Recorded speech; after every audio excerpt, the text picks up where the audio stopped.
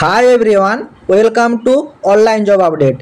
WB HRB staff nurse regarding কিছু গুরুত্বপূর্ণ update নিয়ে চলে এলাম তোমাদের কাছে। দেখো এখানে তোমাদের ম্যাক্সিমাম যে কমেন্ট আসছে এই 2025 সিজনে স্টাফ নার্স গ্রেড 2 এর যে ভ্যাকেন্সিটি রিলিজ করা হয়েছে এই ভ্যাকেন্সিতে কারা কারা এলিজিবল, কারা কারা এই ফর্মটি ফিল আপ করতে পারবে, যেটি ম্যাক্সিমাম কমেন্ট আসছে। এবং 2024-এ যেসব ক্যান্ডিডেটরা পাস আউট হয়ে আছে তারা কি এই ফর্মটির জন্য অ্যাপ্লিকেবল, তার থেকেও বেশি কমেন্ট আসছে যে এখানে কিছু কিছু চ্যানেলে তাদেরকে বিভ্রান্তি করা হচ্ছে যে এই ফর্মটি ফিল আপ করার জন্য এক্সপিরিয়েন্সের প্রয়োজন আছে। আদৌ কি এই কথাটা সত্য? এবং তোমাদের এখানে কারা কারা অ্যাপ্লাই করতে পারবে, এক্সপিরিয়েন্সরা পারবে না ফ্রেশার্সরা পারবে, সব কিছু তোমাদেরকে আজকে ডিটেলসে বুঝিয়ে দেব। এবং তোমরা জানোই যে এই চ্যানেলে তোমাদেরকে কিন্তু নোটিফিকেশান আপডেটের সাথে কিন্তু ফর্ম ফিল আপের ভিডিও প্রোভাইড করা হয়ে থাকে। তো সেই রিগার্ডিং কিছু কিছু মানে স্টুডেন্টের ক্ষেত্রে থেকে যেটা ম্যাক্সিমাম কমেন্ট আসছে যে দাদা এই ফর্মটি কিভাবে ফিল আপ করলে আমাদের অ্যাপ্লিকেশন রিজেক্ট হবে না, মানে আবেদনের সঠিক পদ্ধতি কী, তার জন্য কী কী ডকুমেন্টসগুলো আমাদেরকে ক্লিয়ার করে রাখতে হবে। এবং তোমাদের যেটা মানে এর থেকেও বেশি যে কমেন্ট আসছে, সবচেয়ে বেশি আসছে যেটা তোমাদের ওবিসি, এসসি এবং এসটি, পিডাব্লিউডি, ইডাব্লিউএস এইসব ক্যাটাগরির ভিতরে যারা থাকছো এই ক্যাটাগরি সার্টিফিকেটগুলো কিভাবে তোমরা রেডি করবে সেই রিগার্ডিং তোমাদের কিন্তু আজকে ডিটেলসে বুঝিয়ে দেবো। তাই তোমরা ভিডিওটি স্কিপ না করে শেষ পর্যন্ত দেখো এবং যতগুলো হোয়াটসঅ্যাপ গ্রুপ আছে প্রতিটি গ্রুপে ভিডিওটি শেয়ার করো এবং ভিডিওটি বেশি বেশি করে হাইপ করো, যাতে এইরকম ইনফরমেটিভ ভিডিওগুলো সবাইকার কাছে পৌঁছে যায় এবং যাদের যা কনফিউশন আছে সেই কনফিউশনগুলো যেমন ক্লিয়ার হয়ে যায়। তো যারা এই চ্যানেলে নতুন এই রকম ইনফরমেটিভ ভিডিও সবার আগে দেখার জন্য চ্যানেলটি সাবস্ক্রাইব করে সাথে থেকো এবং ভিডিওটি ইনফরমেটিভ মনে হলে একটি লাইক দিয়ে যেও। সবার প্রথম তোমাদেরকে জানিয়ে দিই কারা কারা এই ফর্মটি অ্যাপ্লাই করতে পারবে। দেখো এলিজিবিলিটি ক্রাইটেরিয়া, জিএনএম বলো, বিএসসি বলো, পোস্ট বেসিস বিএসসি নার্সিং বলো, সবাইকার কিন্তু এলিজিবিলিটি ক্রাইটেরিয়া এক। এখানে তোমাদের যে এলিজিবিলিটি ক্রাইটেরিয়া চাওয়া হয়েছে, ক্যান্ডিডেটকে মাস্ট ইন্ডিয়ান সিটিজেন হতে হবে, তাহলে তোমরা অ্যাপ্লাই করতে পারবে। এবং তোমরা বিএসসি নার্সিং বলো, পোস্ট বিএসসি নার্সিং বলো, তোমাদের জিএনএম নার্সিং বলো, যে কোনো নার্সিং তোমাদেরকে পাস আউট হয়ে থাকতে হবে। এবং এখানে কিন্তু তোমাদের আইএনসি রেজিস্ট্রেশন থাকতে হবে, তাহলে তোমরা অ্যাপ্লাই করতে পারবে। এবং তোমাদেরকে কিন্তু যে স্টেট সেই স্টেটের নার্সিং কাউন্সিলিং থাকতে হবে, তাহলে তোমরা অ্যাপ্লিকেবল। আমাদের যেহেতু স্টেট ওয়েস্ট বেঙ্গল, সেই জন্য কিন্তু আমাদের ওয়েস্ট বেঙ্গল নার্সিং কাউন্সিলিংয়ের তরফ থেকে তোমাদেরকে কিন্তু রেজিস্ট্রেশন সার্টিফিকেট থাকতে হবে এবং সেটি ভ্যালিড রেজিস্ট্রেশন সার্টিফিকেট থাকতে হবে। সেটি তোমাদের জিএনএম ক্যান্ডিডেট হোক, বিএসসি ক্যান্ডিডেট হোক, পোস্ট বিএসসি ক্যান্ডিডেট হোক, সবাইকার কিন্তু ওয়েস্ট বেঙ্গল মানে নার্সিং কাউন্সিলিং থেকে রেজিস্ট্রেশন সার্টিফিকেট থাকলে তোমরা অ্যাপ্লাই করতে পারবে। এরপর ম্যাক্সিমাম কমেন্ট করছে যে দাদা আমরা কর্ণাটক থেকে পড়েছি, আমরা অন্ধ্রপ্রদেশ থেকে পড়েছি। তোমরা যে স্টেট থেকেই পড়াশোনা করে আসো না কেন, তোমাদেরকে যদি রেজিস্ট্রেশন সার্টিফিকেটটি তোমরা ওয়েস্ট বেঙ্গলের আন্ডারে করিয়ে নিয়েছো তাহলে তোমরা অ্যাপ্লিকেবল, নতুবা তোমরা কিন্তু আবেদন করতে পারবে না। আশা করি ব্যাপারটা বুঝাতে পারলাম। এরপর তৃতীয় পয়েন্টে তোমাদের আছে বেঙ্গলি এবং নেপালি ল্যাঙ্গুয়েজ তোমাদেরকে বলতে পারতে হবে, লিখতে পারতে হবে, তাহলে তোমরা অ্যাপ্লিকেবল। যেহেতু তোমরা ওয়েস্ট বেঙ্গলে আছে মানে বাংলা ল্যাঙ্গুয়েজ তোমাদেরকে বলতে অথবা লিখতে পারলে তোমরা অগ্রাধিকার পাবে। এরপর আসি যে সবাই যাদের ওয়েস্ট বেঙ্গল রেজিস্ট্রেশন আছে সবাই কি অ্যাপ্লিকেবল? না, সেরকম কথাটা নয়। ওয়েস্ট বেঙ্গল রেজিস্ট্রেশন থাকলেও অ্যাপ্লিকেবল নয়। দেখো এখানে তোমাদের একটা পয়েন্ট উল্লেখ করা আছে যেটা আমি গতকালের ভিডিওতে দেখিয়েছিলাম, তাও দেখো ম্যাক্সিমাম কমেন্ট কিন্তু আসছে। যারা গতকালের ভিডিওটা দেখোনি তারা গিয়ে দেখে নিতে পারো। এখানে দেখো স্পেশালভাবে তোমাদেরকে নোট দিয়ে উল্লেখ করা আছে যে ডব্লিউবিএনসি থেকে যেসব ক্যান্ডিডেট 7/8/2025 এর আগে তোমাদেরকে রেজিস্ট্রেশন করিয়ে নিয়েছো তাহলে তারা অ্যাপ্লিকেবল। তারপর হলে নট অ্যালাউড টু অ্যাপ্লাই, তারপরে হলে তোমরা কিন্তু আর অ্যাপ্লিকেবল হবে না। তোমরা এই পয়েন্টটা একটু ডিটেলসে রিড করে নেবে, তাহলে তোমাদের আর কোনো কনফিউশন থাকবে না যে যারা ধরো গতকাল রেজিস্ট্রেশন পেয়েছে তারাও কি অ্যাপ্লিকেবল? না, তারা অ্যাপ্লিকেবল না। 7/8/2025 আগে তোমরা যদি রেজিস্ট্রেশন সার্টিফিকেট পাও, valid registration certificate, reciprocal registration certificate issue by WBNC on 7/8/2025, 7/8/2025 আগে যাদের সার্টিফিকেট থাকবে তারা অ্যাপ্লিকেবল। এই after 7/8/2025 not be acceptable as qualification and mention to the point D21C এবার তোমাদের এখানে যে ডেটটা দেওয়া আছে। আশা করি তোমাদেরকে সম্পূর্ণ ব্যাপারটি বোঝাতে পারলাম কারা কারা অ্যাপ্লিকেবল।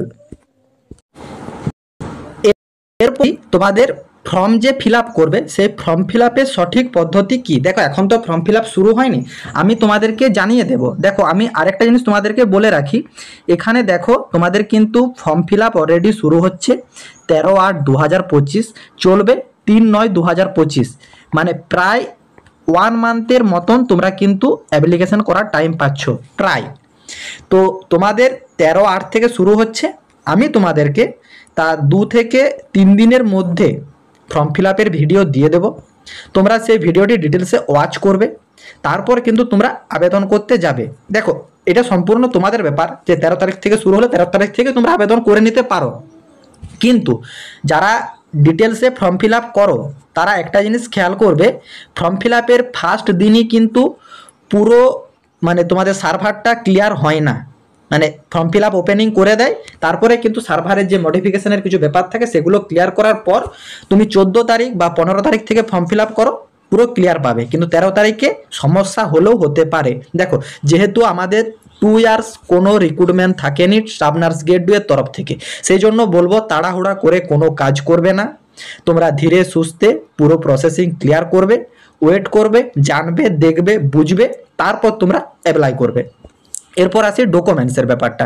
দেখো এখানে তোমাদেরকে গতকালের ভিডিওতে আমি জানিয়ে দিয়েছি, তাও তোমাদের ম্যাক্সিমাম কমেন্টের জন্য ভিডিওগুলো করতে হচ্ছে, যে তোমরা নোটিফিকেশনটি ডিটেলসে রিড করবে, এখানে A to Z সব ডিটেলস দেওয়া আছে। আমার চ্যানেলেও তোমাকে 5টা ভিডিও দেখতে হবে না, বা আদার্স কোনো চ্যানেল থেকে খুঁজে কোনো ভিডিও তোমাদেরকে দেখতে হবে না, তোমরা ডিটেলসটা নোটিফিকেশনটি রিড করো এবং তোমরা তোমার পড়াশোনার প্রতি জোর দাও। দেখো এখানে তোমাদের এইচএস এর যে মার্কশিট সেই ডিটেলস নিয়ে কি বলা হয়েছে, দেখো এখানে তোমাদের বলা হয়েছে, দেখো যে ক্যান্ডিডেটের মার্কশিট আপলোড করতে হবে, সেটা তোমাদের সাপ্লিমেন্টারি মার্কশিট থাকলেও সেটাও আপলোড করতে হবে, তার সঙ্গে তোমাদের পাস সার্টিফিকেট, এই সব ডকুমেন্টসগুলো তোমাদের কিন্তু জেনারেট এ সিঙ্গেল রানিং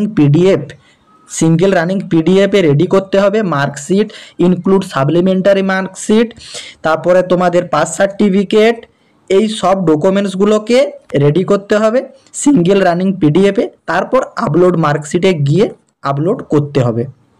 আশা করি তোমাদেরকে ব্যাপারটা বোঝাতে পারলাম।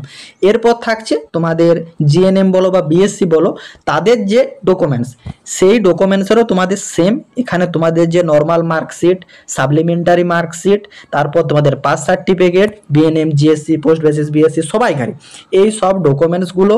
তারপর তোমাদের থাকছে, তোমাদের দেখো এখানে বলা হয়েছে যে college of nursing registration by both INC. দেখো আরেকটা জায়গার থেকে ম্যাক্সিমাম কমেন্ট আসছে, দেখো ব্যাপারটা হচ্ছে এখানে দেখো তোমাদের কিন্তু উল্লেখ করে দিয়েছে, আমি আরেকটা জায়গা তোমাদেরকে দেখিয়ে দিই তারপর ওই পয়েন্টে যাচ্ছি। এখানে দেখো বলা হয়েছে যে তোমাদের নার্সিং কলেজ বা ইনস্টিটিউটগুলো আইএনসি রেজিস্টার থাকতে হবে, তাহলে তোমরা অ্যাপ্লিকেবল। এরপর ম্যাক্সিমাম কমেন্ট করছে যে দাদা আমার ডব্লিউবিএনসি রেজিস্ট্রেশন আছে কিন্তু আমার কলেজটা আইএনসি রেজিস্টার নেই, তাহলে কি আমি অ্যাপ্লিকেবল? দেখো যেটা অ্যাডভার্টাইজমেন্ট দেওয়া হয়েছে সেই অনুযায়ী you are not applicable, but আমার সাজেশন, যেহেতু তোমাকে ডব্লিউবিএনসি থেকে রেজিস্ট্রেশন দিয়ে দিয়েছে ভেরিফাই করে, সেখানেও কিন্তু দেখবে আইএনসি লিস্ট প্রয়োজন হয়, তাহলে তারা যখন ভেরিফাই করে দিয়ে দিয়েছে, আমি বলবো তোমার 210 টাকা খরচ করে আবেদন করতে কিছু এসে যাবে না, আবেদনটা করবে। যদি রিজেক্ট হও তাহলে তো বাদ পড়েই গেলে, সে তুমি এখন যে অবস্থাতে আছো এখানে থাকলেও রিজেক্ট, আর যদি তোমাকে ইন্টারভিউতে বাদ দেয় সেই অবস্থাতেও রিজেক্ট। সো আমার সাজেশন অ্যাপ্লাই করো, বাকি টাইপের সম্পূর্ণ তোমাদের উপর ডিপেন্ডেড। তারপর এখানে দেখো তোমাদের এই সব ডকুমেন্টসগুলো রানিং পিডিএফ, তোমাদের সিঙ্গেল রানিং পিডিএফে রেডি করতে হবে, তারপর কিন্তু তোমাদেরকে আপলোড মার্কশিটে গিয়ে আপলোড করতে হবে। এই প্রসেসিং এইগুলোই তোমরা ক্লিয়ার করবে। তারপর আসি তোমাদের এখানে থাকছে যে ডিপ্লোমার ব্যাপারটা। এখানে তোমাদের ম্যাক্সিমাম ক্যান্ডিডেট বলছে দাদা আমার 6 মাসের আছে, আমার 8 মাসের আছে, এই সব এক্সপিরিয়েন্স মানে ডিপ্লোমা সার্টিফিকেট আছে, আমি কি অ্যাপ্লিকেবল? না, তুমি অ্যাপ্লিকেবল না। এখানে মিনিমাম 1 ইয়ারের তোমার ডিপ্লোমা কোর্স লাগবে, তাহলে তোমরা অ্যাপ্লাই করতে পারবে। এবং ডিপ্লোমা কোর্সটা কিন্তু ক্লিনিক্যাল স্পেশালিটির উপর হতে হবে, তাহলে তোমরা অগ্রাধিকার পাবে। নট তোমাদের যে কম্পিউটারের উপর বা আদার্স কোনো সেক্টরের উপর ডিপ্লোমা করেছো, বা অনেকে বলছে দাদা আমাদের যে জিএনএম করে রেখেছি, তাহলে জিএনএম তো ডিপ্লোমা, তোমাদের জেনারেল নার্সিং মিড ওয়াইফাই, তাহলে তো এটাও জিএনএম, সরি এটাও ডিপ্লোমা, তাহলে আমরা কি অ্যাপ্লিকেবল এই 5 নম্বরের জন্য? না, এটা তোমাদের ক্লিনিক্যাল স্পেশালিটির উপর 1 ইয়ারের ডিপ্লোমা কোর্স থাকলে তোমরা অ্যাপ্লিকেবল।